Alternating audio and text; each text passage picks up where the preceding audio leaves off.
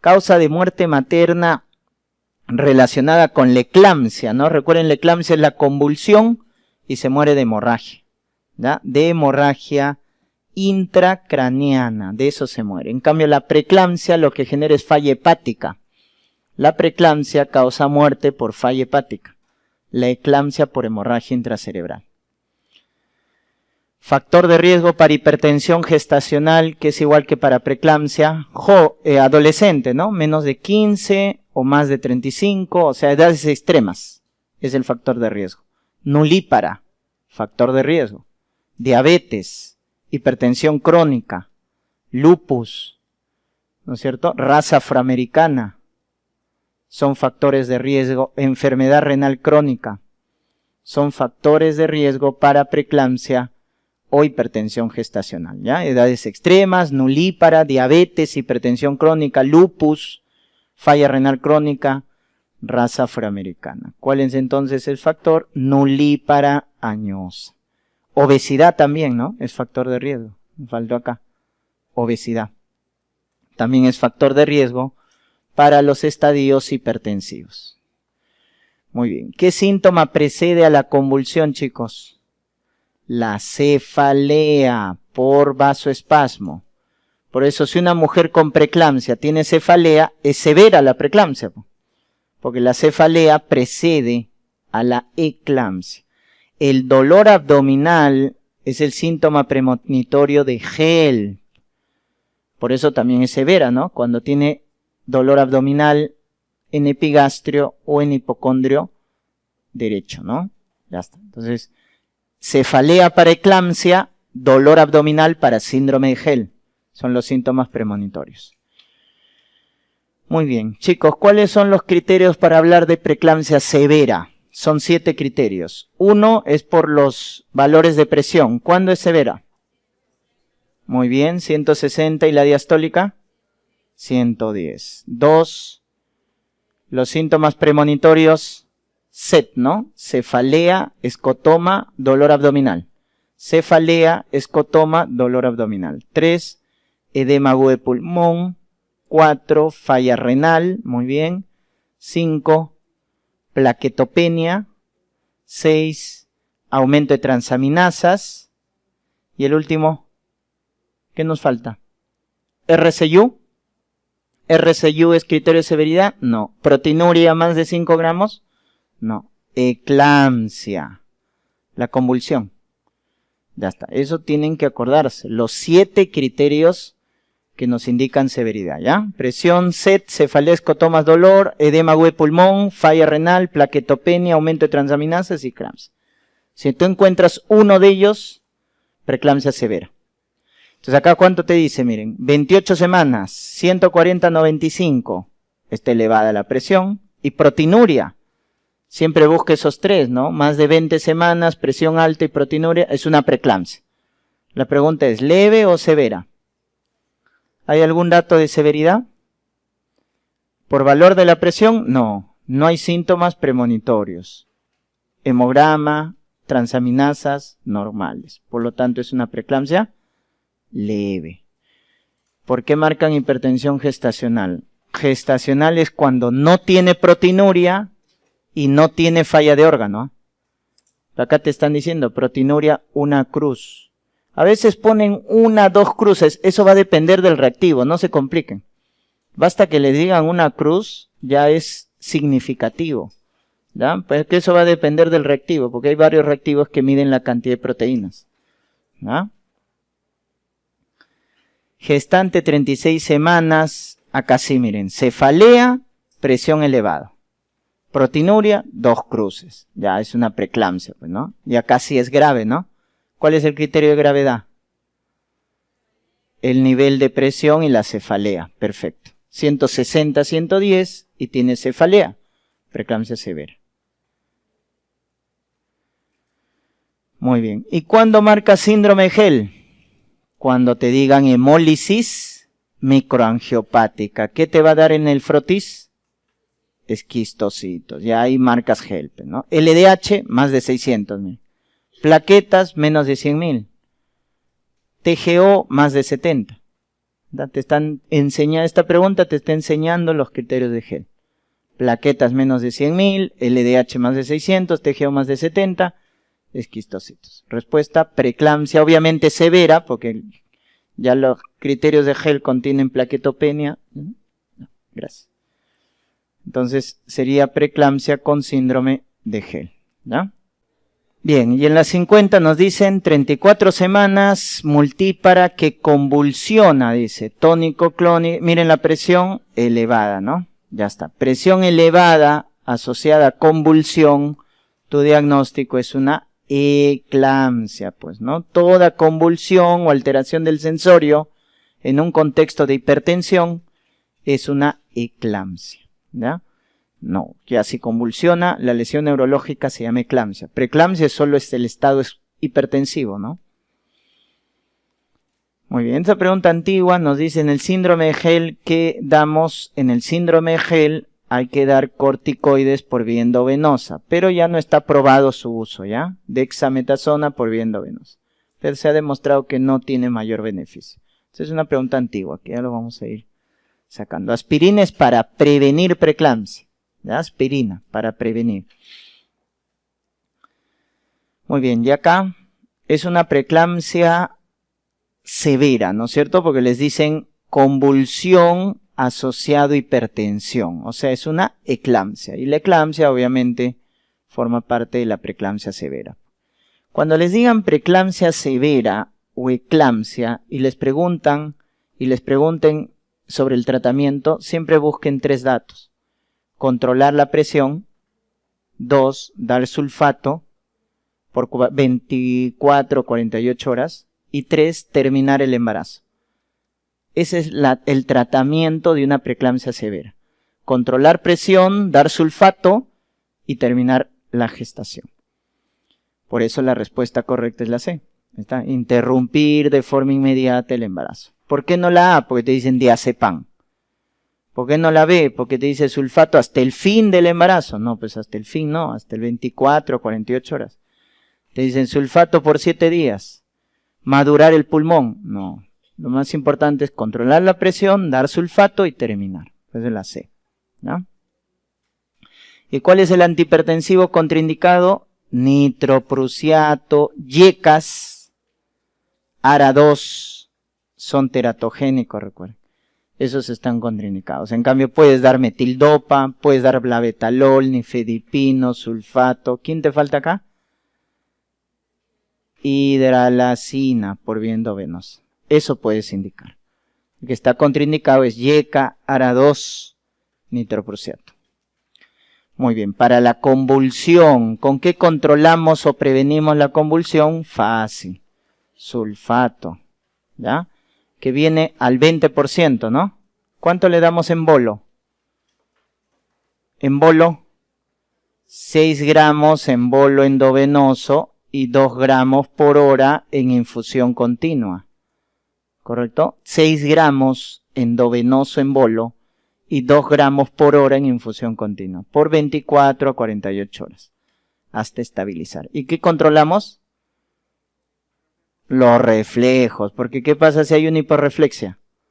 Intoxicación. Le damos su antídoto, gluconato de calcio. Ya está. Muy bien. ¿Con qué previenes preeclampsia? Aspirina. Dosis bajas, ¿no? 81, 100 miligramos. ¿A partir de qué semana? 12. A partir de la semana 12. Hay que darle aspirina a una gestante con factores de riesgo para prevenir preeclampsia. El otro es el suplemento de calcio. Sí.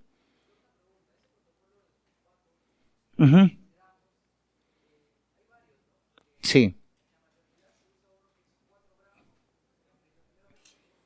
Ya. Sí, el que les he mencionado es el protocolo de CIBAI, ¿ya? Que es 6 gramos en bolo y 2 gramos por hora. El otro es de Suspan, el que me está mencionando, ¿ya? Que es 4 gramos y 1 gramo por hora. O 1 o 2 gramos por hora. En realidad, si nos preguntaran, como han venido yo que he revisado los bancos, siempre han mencionado el de 6 gramos. Por eso siempre les menciono acá ese protocolo. Ahora, por ahí algunas diferencias. Si yo estoy tratando la convulsión, le doy 6 gramos. Si estoy previniendo la convulsión, 4 gramos. ¿Ya? Embolo endovenoso. Lo que pasa es que debemos empezar con dosis bajas, luego aumentar y controlar en realidad el magnesio. O sea, nosotros de manera práctica controlamos los reflejos, ¿no? Pero lo ideal es controlar el magnesio sérico. Y el magnesio sérico debe estar entre 6 y 8 miliequivalentes. Cuando está más de 10 ya es intoxicación.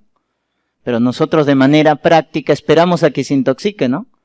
Porque tú cuando encuentras hiporreflexia ya se intoxicó. Y ahí le damos el antídoto, ¿ya? Entonces lo ideal sería monitorizar los valores séricos de magnesio.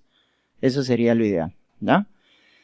En realidad los dos están aprobados. O sea, no creo que les pregunten los dos esquemas. Se dicen paciente con eclampsia y les pongan 6 gramos en bolo y 2 por hora y les pongan otro 4 en bolo y 1 por hora. No creo que les pregunten porque los dos están aprobados, ¿ya? Muy bien.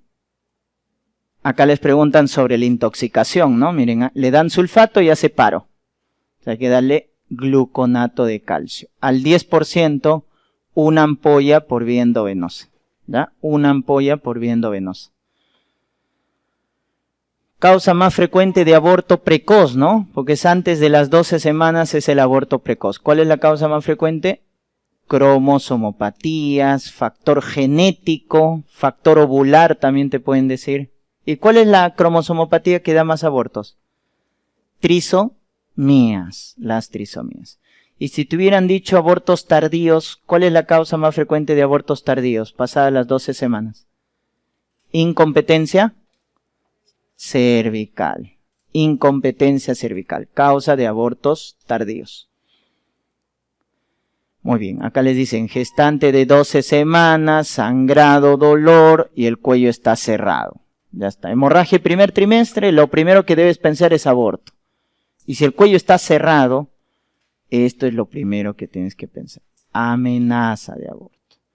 No, frustro, vas a marcar cuando te dicen en la ecografía, no se ven latidos. O sea, el embrión está muerto. ¿Ya? El embrión está muerto. Cuando el embrión, te dicen que el embrión no hay latidos, no hay actividad cardíaca, ahí marcamos aborto frustro, ¿correcto? Pero si tú no sabes si el embrión está vivo o muerto, amenaza nomás, amenaza. Obviamente cuando le haces ecografía, en la amenaza el embrión está vivo. Porque si tú encuentras embrión muerto, ya ese es el aborto frustro o retenido. ¿Ya? No puedes marcar inminente, porque en inminente el cuello está abierto. ¿Y cómo están las membranas? Íntegras, ¿no? Pues si estuvieran rotas, inevitable. Ya está, miren, 16 semanas, dolor abdominal, sangrado escaso, cervix blando, cerrado. Nuevamente, ¿no? Hemorragia primer trimestre y el cuello está cerrado. Lo primero que debo pensar es una amenaza de aborto. Y el manejo de la amenaza es ambulatorio, pues, ¿no? Reposo, observación. Progesterona se da cuando hay defecto de fase lútea. Progesterona micronizada. Se da cuando hay defecto de fase lútea, ¿ya, chicos? Muy bien. Luego tenemos por acá.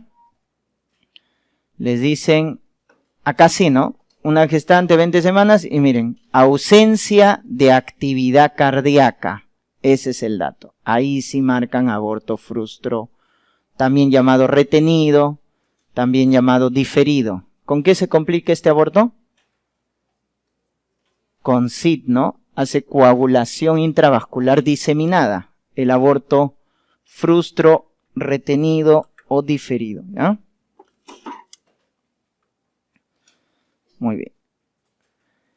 Ya está. Y acá te dicen 18 semanas, dolor abdominal, escaso sangrado, pero te dice que está perdiendo líquido y el cuello está abierto.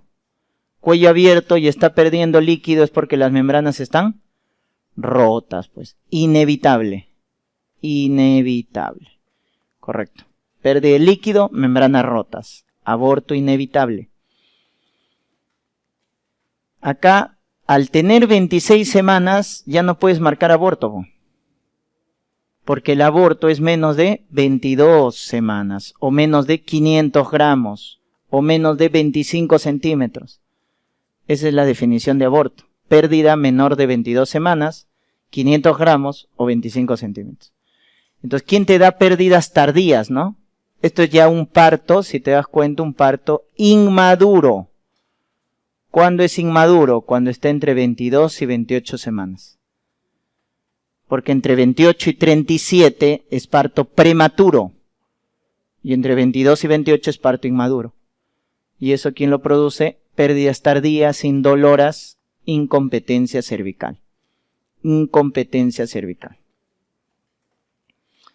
¿Cuál es el embarazo tubárico o ectópico que se rompe de forma precoz? El istmo se rompe en las primeras semanas, 4 a 6 semanas. No, el ampular es el más frecuente.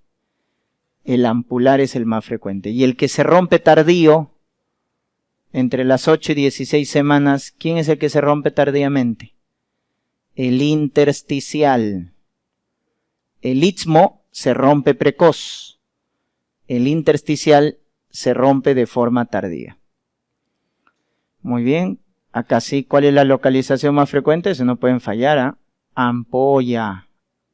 Tercio externo. Ampular. Esa es la localización más frecuente. Muy bien. Miren, mujer joven, 25 años, que ingresa por un dolor intenso en cuadrante inferior izquierdo, con pérdida de conocimiento, palidez, taquicardia, o sea, descompensada hemodinámicamente, y rigidez muscular, o sea, tiene un abdomen agudo, ¿no? Con signos peritoneales. Si tienes un abdomen agudo con signos peritoneales y está descompensada hemodinámicamente, es porque está perdiendo sangre. Y si está perdiendo sangre y tiene signos peritoneales, es porque tiene un hemoperitoneo. Eso explicaría la descompensación hemodinámica por la pérdida de sangre y explicaría los signos peritoneales. Y si tú tienes en una mujer este dato, lo que debes pensar es un ectópico roto. Ectópico complicado, es el que da hemoperitoneo en una mujer joven. O sea, mujer joven que ingresa chocada con signos peritoneales, rápidamente ectópico roto. Aquí hay que hacer la laparotomía exploratoria. Está inestable, pues. Laparotomía exploratoria, ¿no? Acá dicen observación, no, pues interconsulta cirugía, progesterona, no. Laparotomía exploratoria.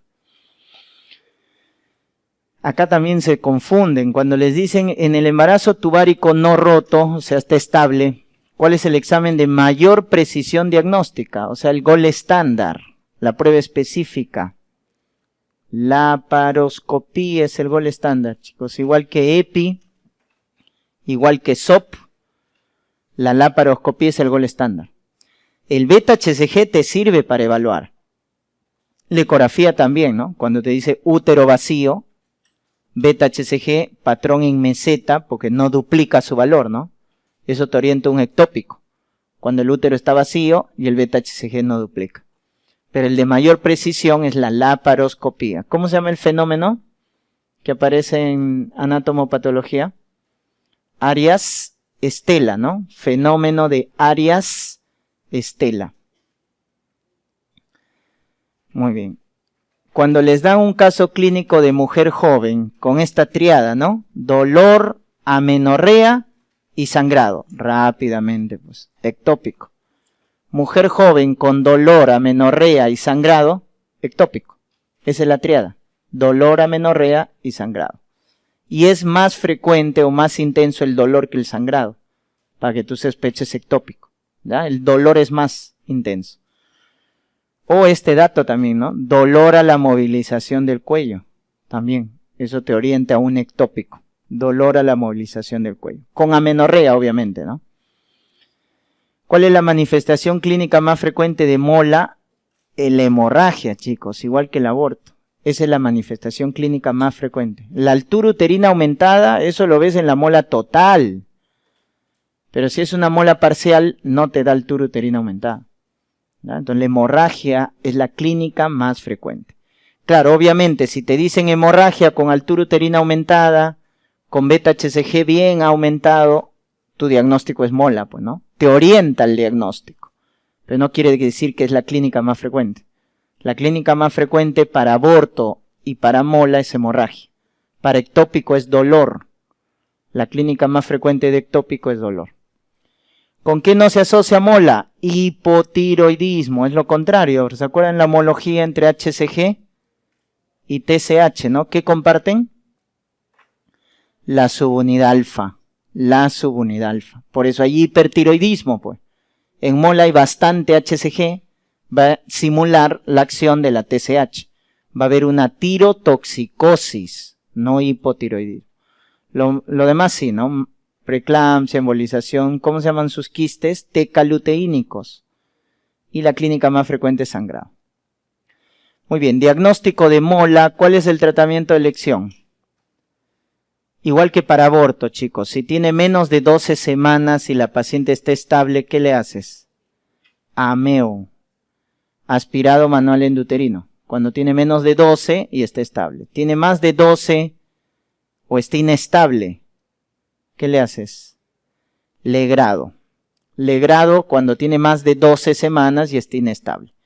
Aspirado manual endouterino, menos de 12 estable. Te dice 8 semanas, ¿no? Ameo. Aspiración manual endouterina. Ameo.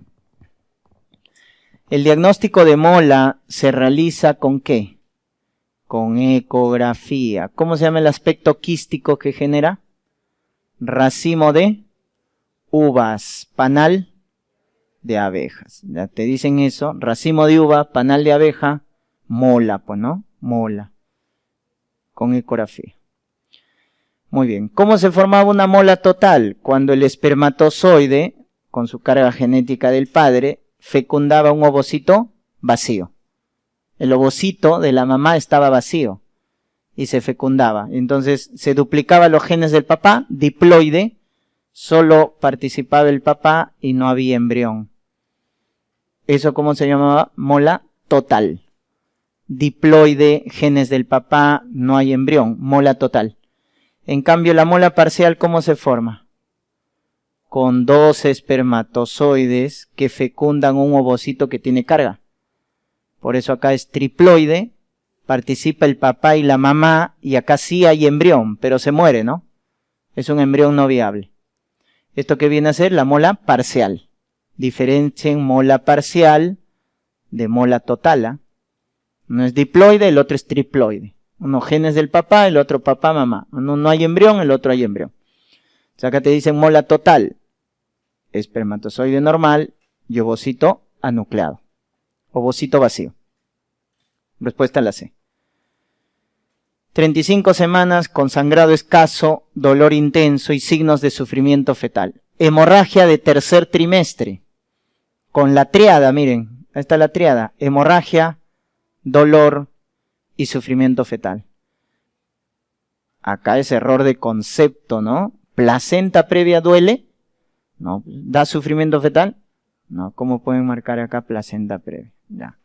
DPP es la que genera dolor y es la que genera sufrimiento fetal. Acuérdense la triada. Hemorragia, dolor, sufrimiento fetal. DPP, ¿no? O abrupto placentario. ¿Cuál es su factor de riesgo más frecuente para el DPP? Preeclampsia. ¿Y con qué se complica? Con muerte u óbito fetal. ¿Y para la mamá? ¿Con qué se complica en la mamá? Con SIT, ¿no es cierto? En la mamá con SIT y en el feto óbito. Respuesta la A. Ahí está. ¿Cuál es la complicación más grave del DPP para el feto óbito, para la madre SIT? ¿Y cómo haces el diagnóstico de SIT? Se altera todo el perfil de coagulación, pero el criterio cardinal es fibrinógeno bajo. Fibrinógeno menos de 150 miligramos por decilitro.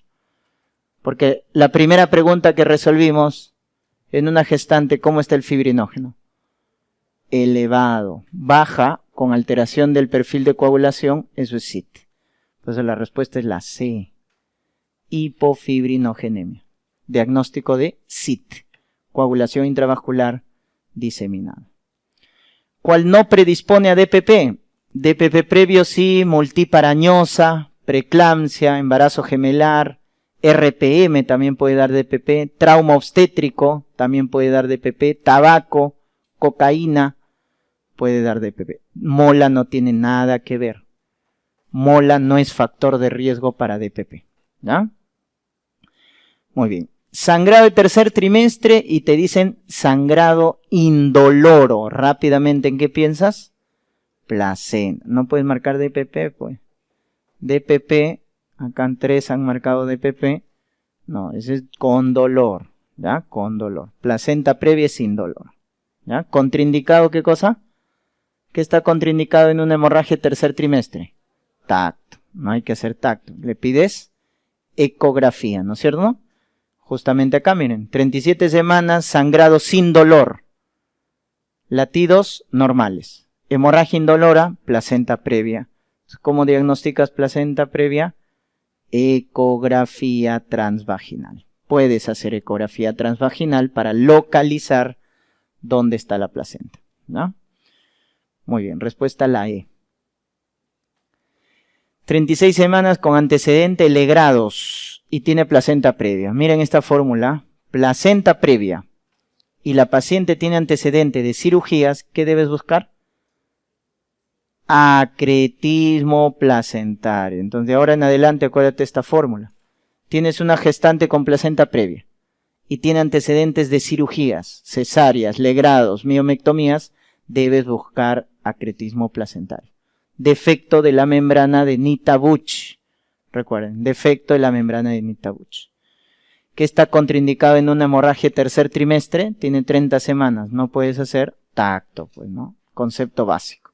Tacto está contraindicado en una hemorragia de tercer trimestre. Complicación de placenta previa. Shock hipovolémico es raro, ¿ah? Puede dar si la hemorragia es masiva, pero generalmente se autolimita. Acretismo es una asociación, no es una complicación. Se complica con prematuridad, con RPM. Con eso se complica la placenta previa, ¿no? Porque la hemorragia rompe membranas y desencadena parto pretérmino. Esa es la complicación de la placenta previa. Prematuridad, RPM. Cuando está al borde del OSI, ¿cómo se llama? Marginal. Cuando es oclusiva ya se llama parcial o total. Y cuando está a 2 centímetros del OSI, inserción baja. ¿A partir de qué semana hacemos diagnóstico de placenta previa? 30 semanas, recuerden. Porque antes de las 30 hay migración placentaria. ¿Ah? Hay migración placentaria. Muy bien, respuesta a la A, ¿no? Marginal, pues está al borde del OSI. ¿Por qué se rompe el útero, chicos? Cicatriz de una cesárea previa. Pues no evaluaste bien y tenía 2 o más cesáreas o tenía miomectomía y la sometes a parto vaginal. Se rompe, pues. Ahí se rompe, ¿no? Cuando tiene 2 o más cesáreas o miomectomía. ¿Ya? Cuando te dicen una gestante y se palpa fácil el feto, miren, como si estuviera debajo de la piel, desaparecen las contracciones uterinas, la presentación se vuelve alta. Cuando te dicen esos datos, ¿en qué debes pensar? El feto se palpa fácil, desaparecen las contracciones, la presentación está alta.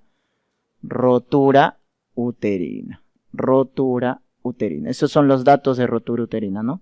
El feto se palpa fácil, la dinámica desaparece, la presentación está alta. Cuando hablas de una hemorragia postparto vaginal, medio litro, cesárea, 1 litro, o caída del 10% del hematocrito. Ya está, es una hemorragia postparto patológico, ¿no? Patológico. ¿Ya? Medio litro por vía vaginal, 1 litro cesárea, o caída del 10% en el hematocrito. ¿Y cuál es el mejor tratamiento para la atonía? Aparte del masaje bimanual. Oxitocina, ese es el uterotónico de elección, ¿no? Se da 10 a 40 unidades por vía endovenosa. ¿En bolo o en infusión continua? En infusión continua, no es en bolo, ¿ah? En bolo produce shock, es en infusión continua. Misoprostol puedes dar 4 a 5 tabletas, porque la dosis es 800 a 1000 microgramos. 800 a 1000 microgramos. Cada tableta, recuerden, de misoprostol viene de 200 microgramos. Se le coloca 4 a 5 tabletas intrarrectal. Intrarrectal. Muy bien, pero el de elección es oxitocina.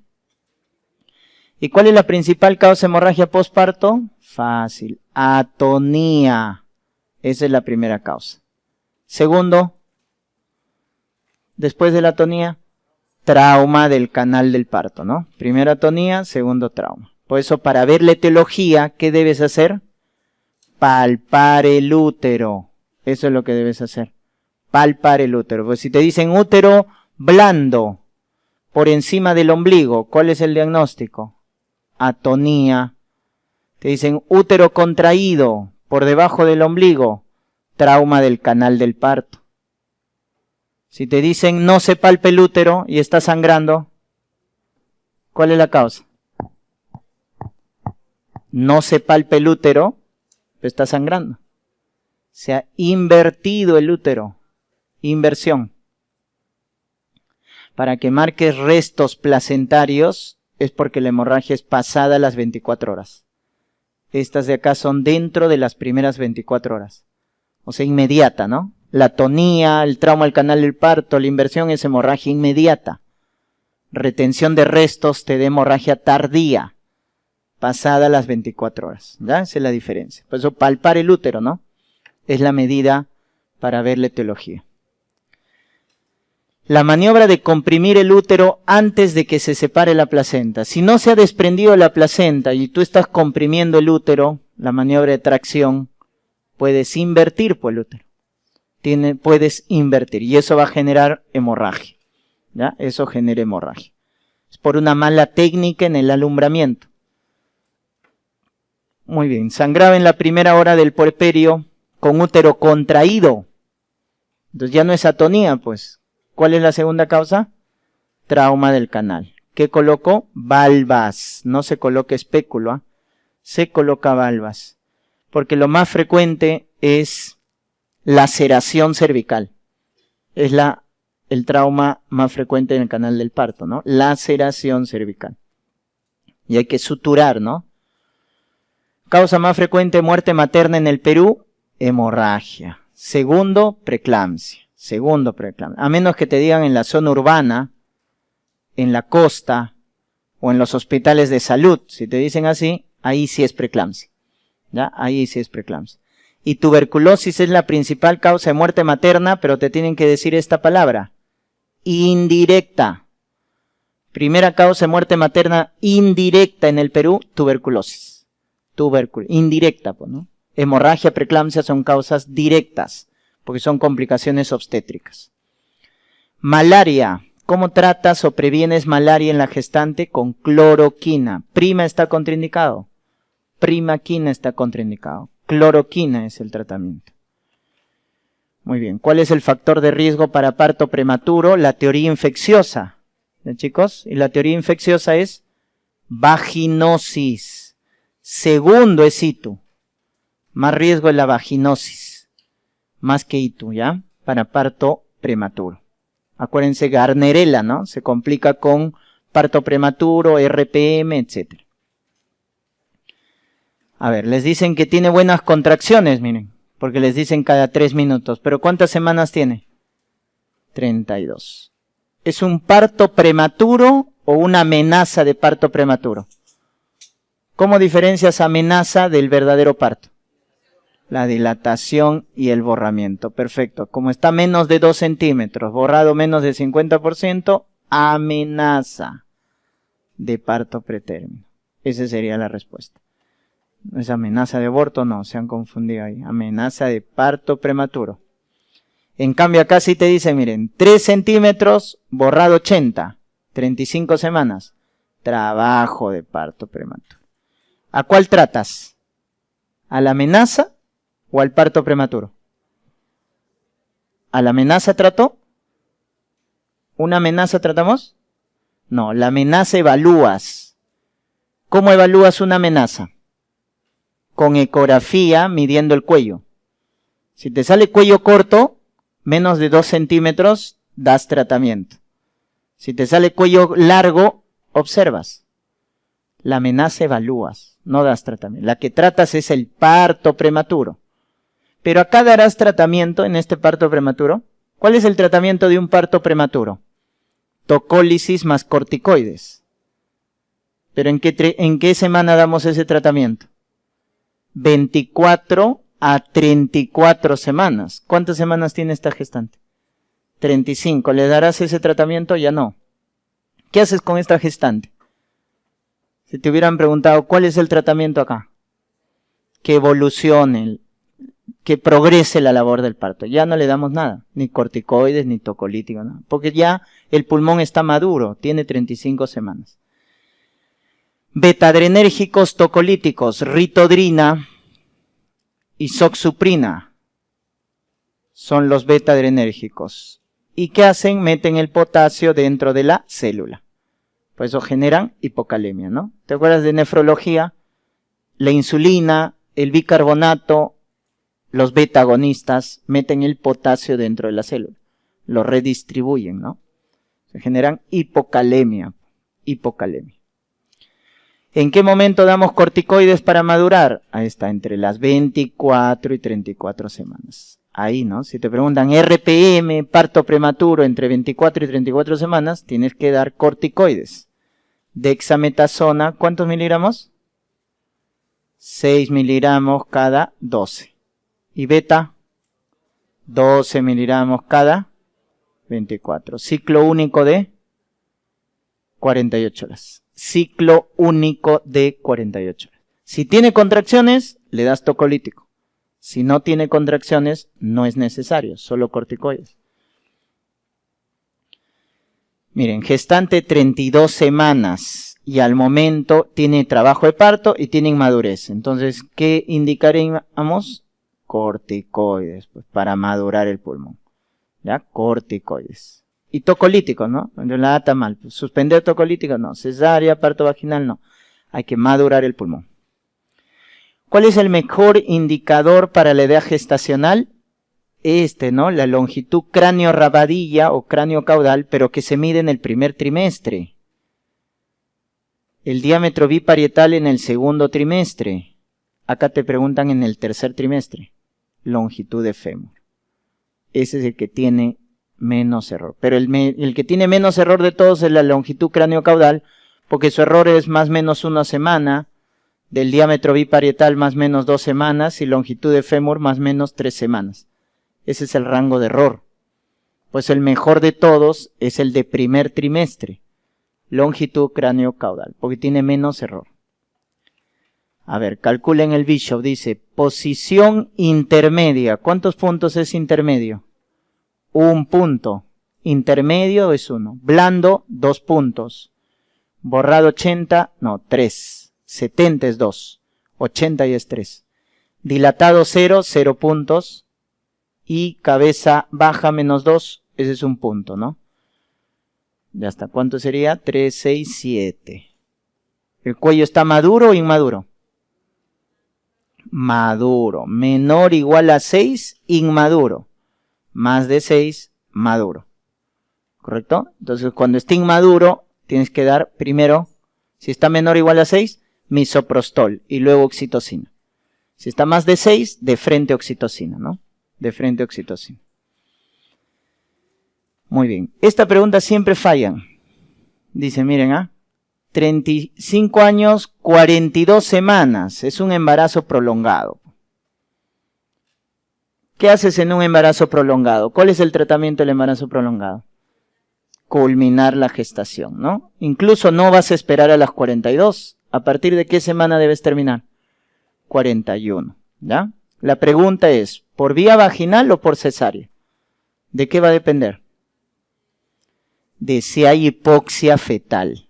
Si hay hipoxia aguda, cesárea.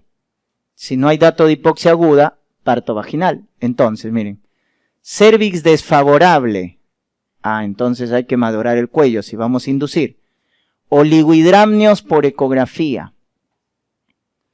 Entonces ya está alterado. Y recuerden que el oligohidramnios es dato de hipoxia aguda o crónica. Crónica. ¿Cuál es el dato de hipoxia aguda? La alteración en los latidos, chicos. Cuando los latidos están alterados, es hipoxia aguda. Entonces te dicen DIP2, bradicardia, eso es hipoxia aguda. Y ahí hay que hacer cesárea. Pero acá no.